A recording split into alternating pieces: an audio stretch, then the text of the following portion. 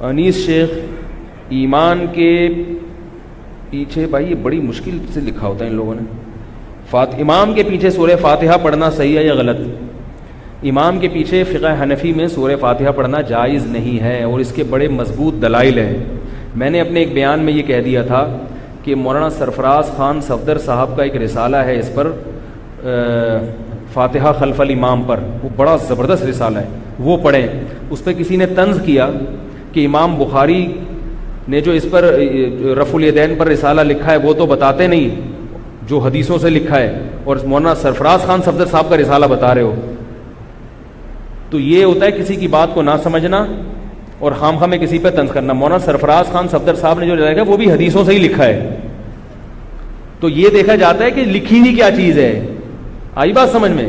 اور مولانا سرفراز خان صفدر صاحب کا رسالہ بہت جاندار ہے فاتحہ خلف الامام کے بارے میں۔ مولانا سرفراز خان صفدر صاحب بڑے زبردست عالم گزرے گوجرانوالا کے، بہت بڑے محدث تھے۔ میں جب ان کی کتاب پڑھتا ہوں میں حیران ہوتا ہوں کہ اللہ نے، یعنی ان کا ایک ایک کتاب کا جو صفحہ ہوتا ہے نا، ایک ایک صفحہ، اس پر اتنی تحقیق ہوتی ہے کہ ایسا لگتا ہے کہ اس ایک صفحے کو لکھنے میں 1 مہینہ لگا ہوگا، اتنا تحقیقی رسالے ہوتے ہیں ان کے۔ تو ان کے بہت سارے کتابیں ہیں، ان کی کتابیں پڑھا کریں، لیکن وہ ذرا علمی اسٹائل میں ہے تو بعض دفعہ عوام کی سمجھ میں نہیں آتی، یعنی گاڑی اردو ہے اس میں۔ تو ان کا ایک پورا رسالہ ہے اس پر۔ باقی امام کے پیچھے فاتحہ پڑھنے کو ہم ناجائز کیوں سمجھتے ہیں، اس کے دلائل ہیں۔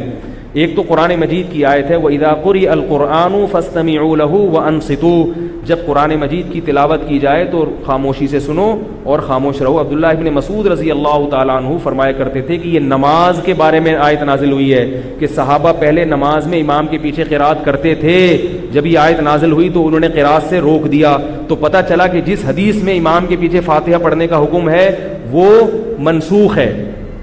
بعض لوگ کہتے ہیں یہ آیت تو مکی ہے، نہیں یاری بات سمجھ میں، اور فاتحہ کا حکم تو مدینہ میں نازل ہوا۔ تو یاد رکھو ایسا ہوتا ہے کہ سورت مکی ہو مگر اس کی کچھ آیتیں مدینہ میں نازل ہوئی ہوں، ایسا بہت ہوتا ہے، سمجھ میں آ رہی ہے بات۔ اور دوسری بات کہ جو جن احادیث میں امام کے پیچھے فاتحہ کا حکم دیا گیا وہ صریح نہیں ہے، کیونکہ اس میں آتا ہے اقرأ بہا فی نفسک، اپنے دل میں پڑھو، زبان سے پڑھنے کا حکم ہو یہ نہیں، ہم نے کہیں روایت میں اس کی وضاحت نہیں ہے۔ اور ممانعت کی جو دلیل ہے اس میں ایک اور حدیث میں آتا ہے، بہقی کی روایت ہے، بالکل صحیح سند سے ثابت ہے یہ۔ علامہ ناصر الدین البانی جو اہل حدیث کے بڑے امام سمجھے جاتے ہیں انہوں نے بھی اس حدیث کو صحیح قرار دیا ہے۔ وہ حدیث ہے من کان لہ امام فقراءۃ الامام لہ قراءۃ، جس شخص کا کوئی امام ہو تو امام کی قرات مقتدی کے لیے کافی ہے۔ یہ حدیث ہو گئی بہقی کی جس کو البانی نے صحیح کہا۔ اب لوگ کیا کہتے ہیں ضعیف ضعیف ضعیف، جو بھی اپنے مطلب کے خلاف حدیث ہوگی نا وہ کیا ہے، ضعیف۔ اور 2 حدیثیں اور ہیں، صحیح مسلم کی حدیث، یہ خوب غور سے سنیں۔ آپ صلی اللہ علیہ وسلم نے فرمایا انما جعل الامام لیؤتم بہ، امام کو امام اس لیے بنایا جاتا ہے کہ اس کی اقتداء کی جائے۔ آگے حدیث کے الفاظ ہیں فاذا کبر فکبروا، جب امام تکبیر کہے تو تم بولو بھائی تکبیر کہو۔ واذا قرأ فانصتوا، جب قراءت شروع کرے تو کیا ہو جاؤ، خاموش۔ آگے فرمایا وَإِذَا قَالَ وَلَا الضَّالِّينَ، جب امام وَلَا الضَّالِّينَ کہے قُولُوا آمین، تو آپ کی فاتحہ کہاں گئی اس میں، مقتدیم کے کہیں ہے فاتحہ پڑھو۔ اور پھر آگے وَإِذَا رَكَعَ فَارْكَعُوا، جب رکوع کرے تو کیا کرو، رکوع کر لو۔ یہ واضح حدیث ہے کہ امام کی ذمہ داری قراءت کرنا ہے، مقتدی کی ذمہ داری خاموشی سے سننا ہے۔ اور ایک اور حدیث، جو لوگ یہ کہتے ہیں کہ بخاری میں آتا ہے کہ نبی صلی اللہ علیہ وسلم نے فرمایا لا صلاۃ لمن لم یقرأ بفاتحۃ الکتاب، جو سورہ فاتحہ نہیں پڑھتا اس کی نماز نہیں ہوتی۔ تو کہتے ہیں مقتدی اگر نہیں پڑھ رہا تو نہیں ہوگی۔ ہم یہ کہتے ہیں اس حدیث میں یہ منفرد کے بارے میں اور امام کے بارے میں ہے، کیونکہ امام جب پڑھے گا تو مقتدی نے حکمن پڑھ لی ہے، کیونکہ امام مقتدیوں کی طرف سے سورہ فاتحہ کے معاملے میں نمائندہ ہے۔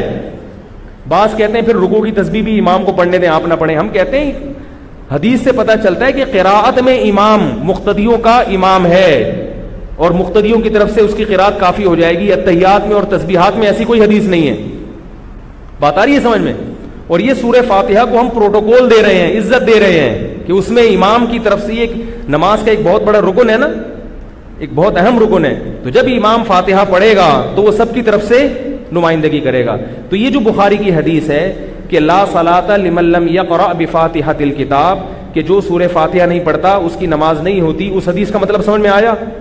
اب یہ جو میں نے مطلب بیان کیا اس کی دلیل بھی حدیث سے ہی ثابت ہے. نہیں آ رہی بات سمجھ؟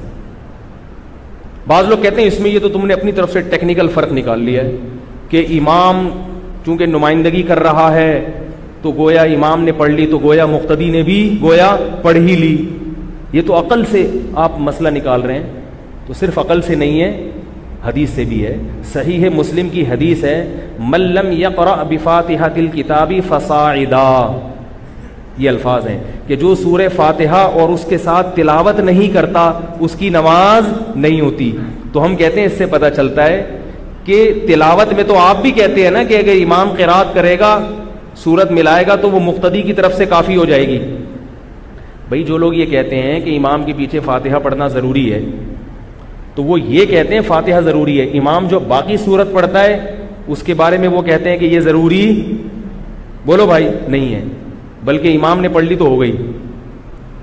تو ہم یہ کہتے ہیں کہ حدیث میں تو یہ بھی آتا ہے، صحیح ہے مسلم کی حدیث ہے کہ جو سورہ فاتحہ نہیں پڑھتا اور اس کے ساتھ مزید سورت نہیں ملاتا اس کی بھی نماز نہیں ہوتی.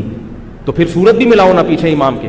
جب اس میں آپ یہ کہتے ہو کہ سورت ملایا امام نے تو مقتدی کی طرف سے ہو گئی وہ، تو ہم کہتے ہیں اسی طرح فاتحہ بھی امام نے پڑھ لی تو مقتدی کی طرف سے ہو گئی. تو پوری حدیث یہ نہیں ہے کہ جو فاتحہ نہیں پڑھتا اس کی نماز نہیں ہوتی. پوری حدیث صحیح ہے مسلم میں ہے، اس کے الفاظ ہیں کہ جو فاتحہ نہیں پڑھتا اور مزید سورت نہیں ملاتا اس کی نماز نہیں ہوتی. بات آ گئی سمجھ میں؟ نہیں آئی تو پھر فوج بلواتے ہیں.